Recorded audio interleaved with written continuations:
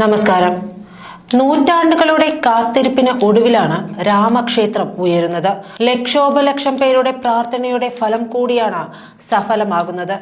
ഇനി രാമക്ഷേത്രത്തിന് ഒന്നും സംഭവിക്കരുത് എന്ന ലക്ഷ്യത്തോടെയാണ് നിർമ്മാണം നടത്തിയിരിക്കുന്നതും. അതായത് 1000 വർഷത്തോളം ഒരു കേടുപാടും ഉണ്ടാകാതെ അയോധ്യയിലെ രാമക്ഷേത്രം നിലനിൽക്കണം. അതിനുവേണ്ടിയാണ് ക്ഷേത്ര നിർമ്മാണത്തിൽ ഇരുമ്പ് ഒഴിവാക്കിയത്. ഇരുമ്പിന്റെ ആയുസ് 94 മുതൽ 95 വർഷം വരെയാണ്. അയോധ്യ ക്ഷേത്രം അടുത്ത 1000 വർഷത്തേക്ക് ഒരു കുഴപ്പവും ഉണ്ടാകാത്ത രീതിയിലാണ് പണിതിരിക്കുന്നത്. ലോകം ഇതുവരെ കണ്ടിട്ടുള്ളതിനേക്കാളും വലിയ ഭൂകമ്പം ഉണ്ടായാലും അയോധ്യയിലെ രാമക്ഷേത്രം കുലുങ്ങില്ല. ഇന്ത്യയിൽ ഇതുവരെ രേഖപ്പെടുത്തപ്പെട്ട ഏറ്റവും ശക്തമായ ഭൂമികുലുക്കത്തിന്റെ 50 മടങ്ങ് ശക്തിയുള്ള ഭൂമികുലുക്കം ഉണ്ടായാലും അതിജീവിക്കാവുന്ന കരുത്തോടെയാണ് അയോധ്യയിലെ രാമക്ഷേത്രം രൂപകൽപ്പന ചെയ്തിരിക്കുന്നത്. അയോധ്യയിലെ പ്രധാന ക്ഷേത്രത്തിന്റെ മതിൽക്കെട്ടിന് പുറത്ത് 7 വ്യത്യസ്ത ക്ഷേത്രങ്ങൾ പണിതിട്ടുണ്ട്. ഇതുവരെ രേഖപ്പെടുത്തിയിട്ടുള്ള ഭൂമികുലുക്കത്തിന്റെ 50 മടങ്ങ് ശക്തിയുള്ള ഭൂമികുലുക്കം ഉണ്ടായാലും തകർന്നു വീഴാത്തത്ര ശക്തിയുള്ളതാണ് ഈ 7 ക്ഷേത്രങ്ങൾ. പ്രധാനമന്ത്രി മോദി അധികാരത്തിൽ എത്തിയ 2014-15 കാലഘട്ടത്തിലാണ് അയോധ്യയിൽ ക്ഷേത്രമുയർത്താൻ ആകുമെന്ന സ്വപ്നം തന്നെ ഉണ്ടായത്. അതുവരെ അയോധ്യയിൽ ക്ഷേത്രമുയരുമെന്ന് ആരും ചിന്തിച്ചിരുന്നില്ല. ലോകത്തിലെ തന്നെ 3ാമത്തെ വലിയ ക്ഷേത്രമാണ് അയോധ്യയിൽ ഉയർന്നത്. 1983 വിശ്വ ഹിന്ദു പരിഷത്ത് പ്രസിഡന്റായിരുന്ന അശോക് സിംഗാളിന്റെ നിർദ്ദേശപ്രകാരം വാസ്തുശില്പി ചന്ദ്രകാന്ത് സോംപുര തയ്യാറാക്കിയ അതേ മാതൃകയിലാണ് ക്ഷേത്രം നിർമ്മിക്കുന്നത്. 235 അടി വീതിയും 360 അടി നീളവും 161 അടി ഉയരവും 54,700 ചതുരശ്രയടി വിസ്തീർണവുമാണ് ക്ഷേത്രത്തിനുള്ളത്. 2.7 ഏക്കറിലാണ് ക്ഷേത്രം സ്ഥിതി ചെയ്യുക. പ്രദക്ഷിണ വഴി ഉൾപ്പെടെ 9 ഏക്കറുണ്ട്. മ്യൂസിയം ഉൾപ്പെടെ ക്ഷേത്ര സമുച്ചയം മുഴുവനായും 75 ഏക്കറിലായിരിക്കും. 1800 കോടി രൂപയാണ് മൊത്തം ചെലവ്.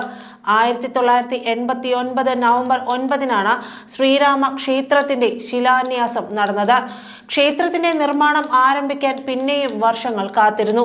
സുപ്രീം കോടതി വിധിയും കേന്ദ്രത്തിലെ BJP സർക്കാരും രാമക്ഷേത്രത്തിലേക്കുള്ള പ്രയാണം എളുപ്പമാക്കി.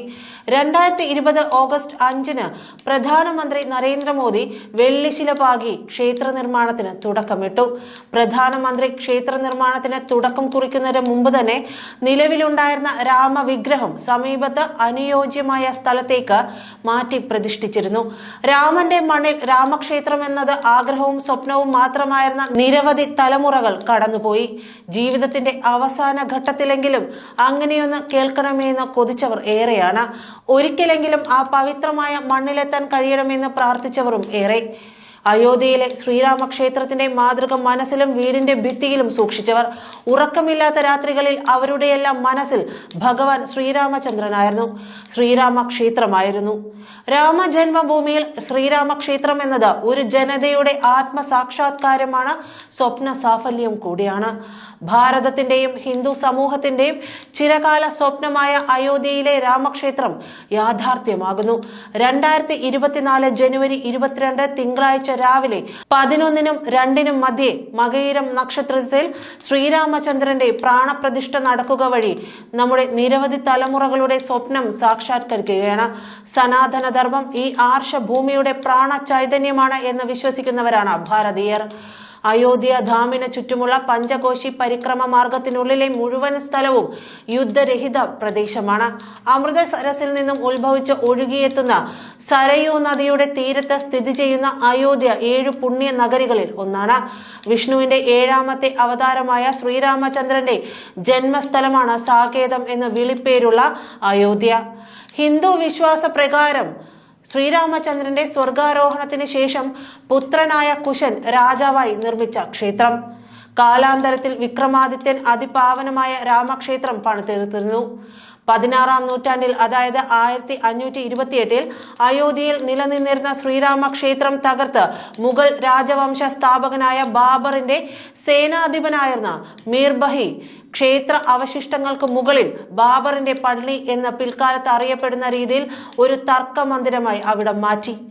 രാമക്ഷേത്രത്തെ സംരക്ഷിച്ചിരുന്ന 12 ലക്ഷത്തിൽ പരം ഹിന്ദുക്കളെ കൊന്നതിന് ശേഷമാണ് രാമക്ഷേത്രം ബാബർ തകർത്തത്.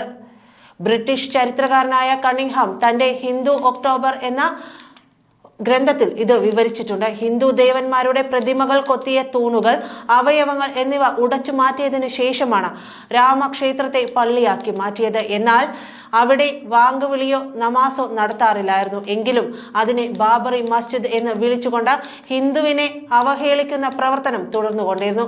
464 വർഷം പഴക്കമുള്ള ഈ മുറിവ് 1992 തകർക്കപ്പെട്ടു. അനുകൂലമായ കോടതി വിധിക്ക് വേണ്ടി പിന്നെയും 28 വർഷം ഹിന്ദു കാത്തിരിക്കേണ്ടി വന്നു. അങ്ങനെ കഴിഞ്ഞ 496 വർഷമായി ഭാരതത്തിന്റെ പാരമ്പര്യത്തിന്റെ മുഖമുദ്രയായ രാമക്ഷേത്രം, രാഷ്ട്രപിതാവിന്റെ രാമരാജ്യ സങ്കല്പം ഇവിടെ യാഥാർത്ഥ്യമാകുന്ന സുദിനമാണ് 2024 ജനുവരി 22. നന്ദി.